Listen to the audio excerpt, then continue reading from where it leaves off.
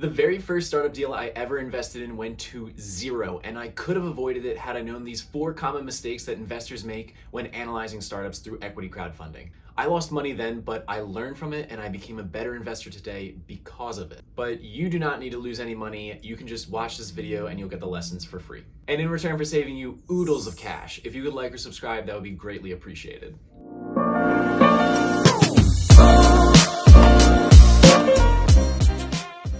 Lesson number 1, do not just read the promotional material. The fundraising page. This is one giant advertisement, and its only goal is to get you to invest in the company. You've seen ads before.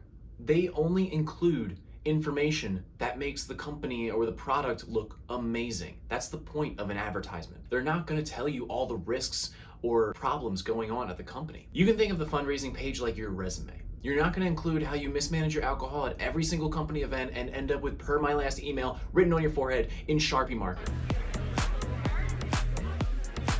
No, you're not going to include any of that. You're going to include how you're detail-oriented and an out-of-the-box drinker. Thinker. What you want to look at is the company's offering statement. When raising funds, the SEC requires all companies to submit this document. This document contains information on the company's business operations, financials, risks, and offering details. You can even find out the level of compensation that the executive team is receiving.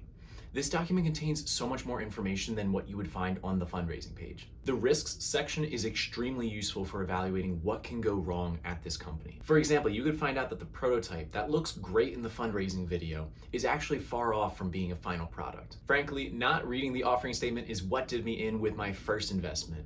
If I had read this document, I would have seen in the financials that the company's physical locations were dragging the company down with debt. Lesson number 2, not reading the comments. One of the beautiful things about equity crowdfunding is the community aspect of it.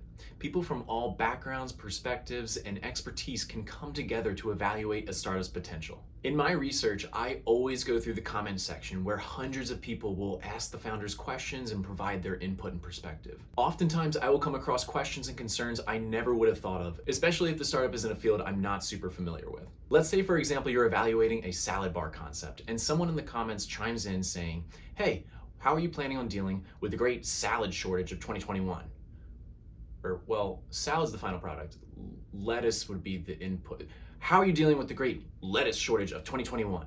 And me, who might not be super familiar with the salad lettuce marketplace, might have no idea that that's going on. Aside from fresh perspectives and great questions, this is also a great place to find red flags with a company. I've seen comments on startup pages where people were investors in a previous round and they comment on this current round and say, "Do not invest. It was a bad experience. You never get updates and it doesn't look like the company's doing that great." From what I've seen, founders are very active in the comment section. They usually answer every question, every concern. So you can go through as an investor and read their answers and see if it justifies an investment or not.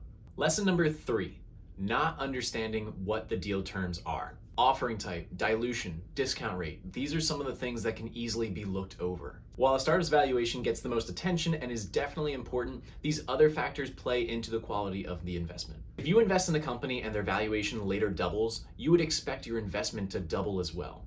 This is almost never the case because of dilution, because of the discount rate. So this is an extremely extensive topic that I won't be able to dive into today, but I will be releasing subsequent videos that dives into each one of these topics, so make sure you hit subscribe. Lesson number 4, not researching competitors in the space. Oftentimes when you come across a startup that has a great idea, it's likely that they're not the only ones in the space. For example, let's say I come across a company that has a revolutionary idea.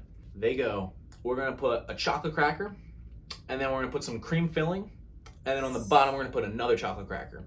That's a great idea. Now let's say I don't take a second to analyze any competitors in the space and I end up investing my money. I would end up 2 weeks later in the grocery store going, "Who the is Oreos?"